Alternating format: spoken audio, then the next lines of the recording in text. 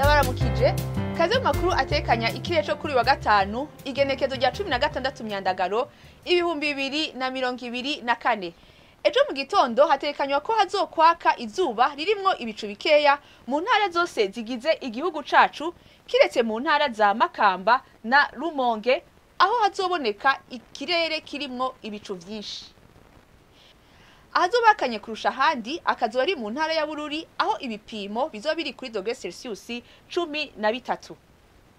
Ku muhingamo hatekanya naho nyene ko hazokwaka izuba ririmwo ibicu bike bike mu ntara zose zigize igihugu cacu kiretse mu ntara ya Makamba aho ikirere kizorangwamwo ibicu vyinshi. Ibipimo vy'ubushuhe biri hejuru kurusha handi bikazokibonekeza mu ntara ya Cibitoke aho bizoba biri kuri °C 32.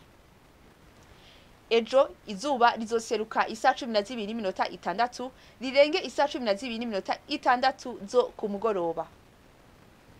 Aha niho hagarukiye amakuru ategekanya ikirere cyo kuri wa gatanu yateguwe n'ikigo kijejwe ibirere ca Ijebu yari Fiona Tiro y'inka ayabashikirije naho ubutaha.